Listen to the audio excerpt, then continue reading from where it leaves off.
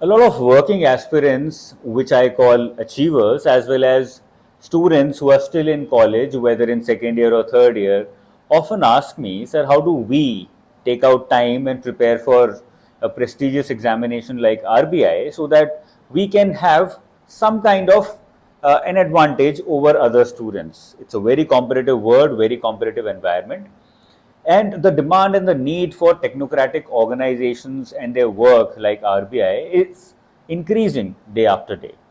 Therefore, I am coming out with this session where I want to discuss with you how achievers who are either working and simultaneously ambitious about entering organizations like RBI, or students who are still in college and smart enough to think about such high ambitions, can prepare for the examination simultaneously.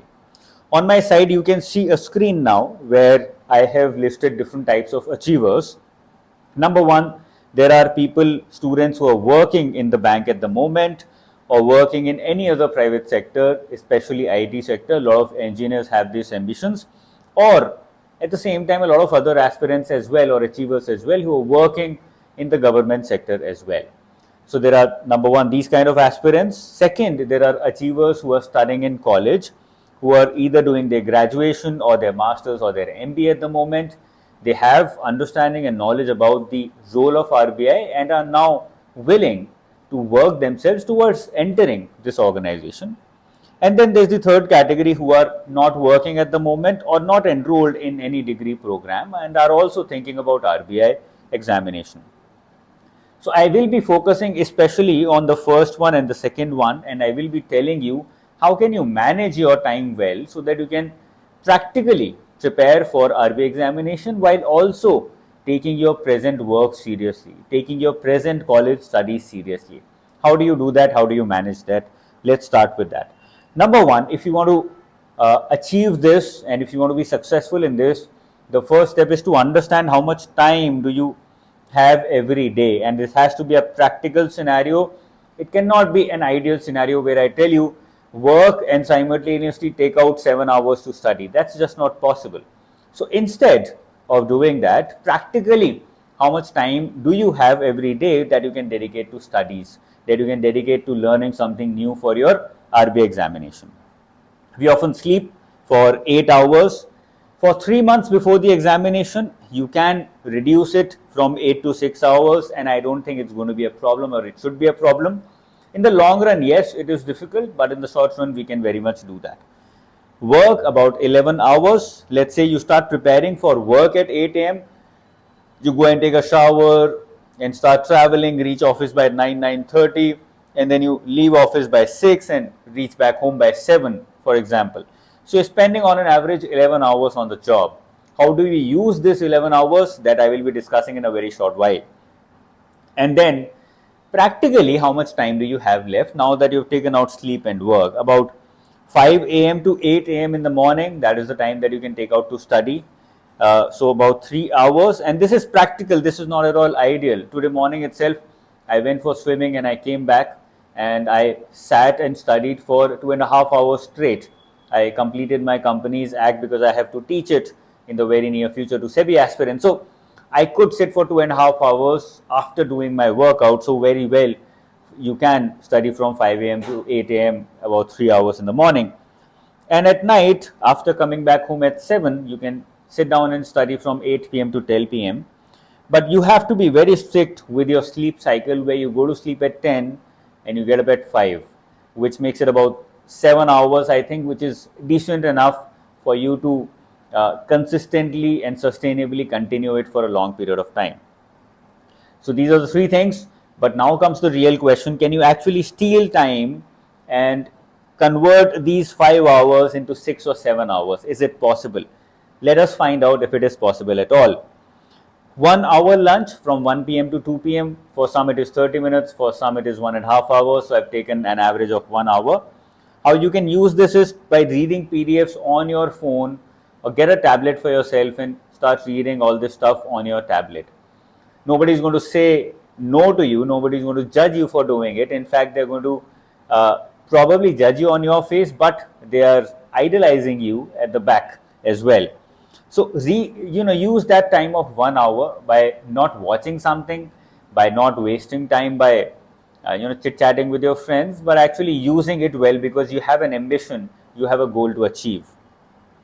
The 30 minutes travel of morning and evening, this is very interesting time because we often waste this time on silly things, again, or on even not doing anything at all, but we can very much use this time by listening to videos and learning as much as possible. So this is your extra time where you don't need to watch videos, you can just plug it in and listen to it.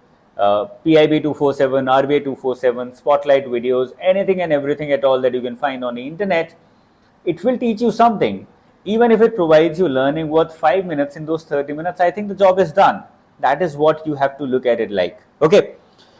So this is how much time we have every day from morning to evening, about 5 hours of dedicated studies and about 2 hours of non-dedicated studies. Now it depends how much can you utilize this time for. If you can use it for even 20 minutes, I think that's good enough. You've stolen time from where it did not belong to you at all. So this is number one. Now we have understood how much time do we have. Now how do you divide this time? There are 5 steps that I've created which will help you to understand the division of this time. Step 1 is to identify weak subjects and strong subjects. So first step is to understand the syllabus of RBI and then to understand what are the weak subjects in this syllabus and what are the strong subjects. Step 2 is to give yourself 2 months to cover the syllabus. Pick up one strong subject in the morning so that it gives you that high, that confidence that can run the entire day, and then one weak subject at night, so that you don't have to spend a lot of time on it, 2 hours, and then you can go back to sleep and forget about it, that you're weak at it. Okay. So step 1, identify your weak subjects and your strong subjects. Step 2, give yourself about 2 months to cover the syllabus. Pick up one subject, one strong subject in the morning and one weak subject in the evening. These 2 months can be 6 months, also depends on your target. If your target is this year, then 2 months is good enough and you can very much do it. If your target is next year, then of course 2 months can become 6 months. Step 3 is to identify the sequence of current affairs. Number 1, cover topic-wise current affairs in the lunch time through PDFs or marathon sessions. Topic-wise current affairs includes a lot of things. Government schemes, number 1. It includes all kinds of surveys that the government and various organizations come out with.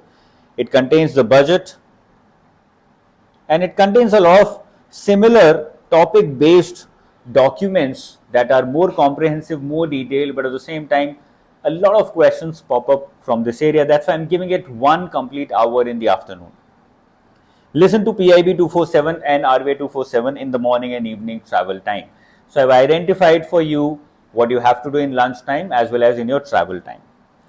I remember there was a student who cleared the examination, I believe in 2020. His name was Pallav, and he told me he was working in SBI and his work was very hectic. He was a branch manager at that time and he used to work from 9 to 9. It was super hectic.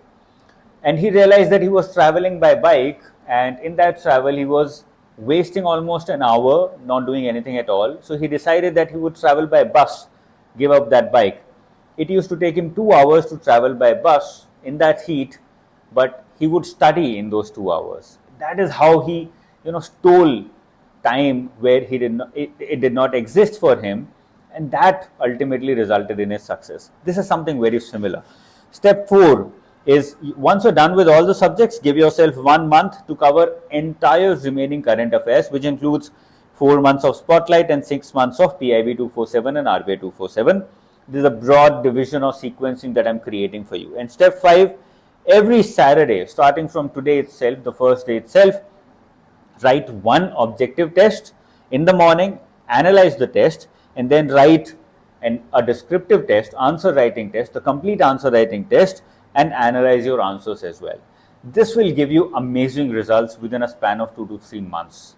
That is how amazing answer writing, taking tests in a very organized, structured manner is for you. How to enjoy the above? That becomes our next question, because we often end up hating all those struggle times, and we end up disliking it so much that we always want to get out of it. But I want you to start loving it and enjoying it, so that you don't feel that you're struggling too much, or you don't feel that you're doing something completely out of your natural state. How do you enjoy the entire process? And it's very much possible. Number one, stop whining about syllabus that is not being covered and start thinking about the syllabus that you're covering every day. Give yourself time to enjoy the small achievements that you're achieving, that you're covering every day on a consistent, regular basis. So you just have to flip your mindset and consciously try to give yourself that boost that you need on a daily basis by telling yourself, okay, this is what I did today, I'm proud of myself, I could not achieve this, but I'll do it tomorrow, and I'll do much more tomorrow. Do that. Number two, stop comparing yourself with others on social media, especially because everybody wants to show himself or herself as the perfect one on social media. So do not get into that trap. Instead, start evaluating yourself every day. Ask yourself the tough, honest questions. Where are you going wrong? Where are you going right? What can you do to cover up the wrongs that you're doing on a daily basis? Start asking yourself those questions and start giving yourself the answers that you actually need in order to be successful.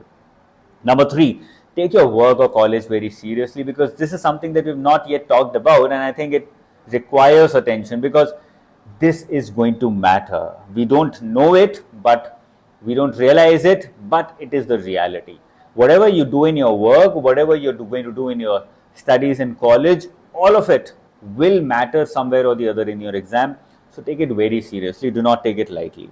And number four and last, 100% preparation does not mean success. This is a very strong misconception that we have. We feel if you've not covered the entire syllabus, if you've not done every aspect of current affairs, then we will not be successful. That's not the reality. The reality is even 80% of preparation, along with good application of whatever you've read, along with good practice of mocks regularly every Saturday, along with good revision, that is going to give you success, and that should be your focus area.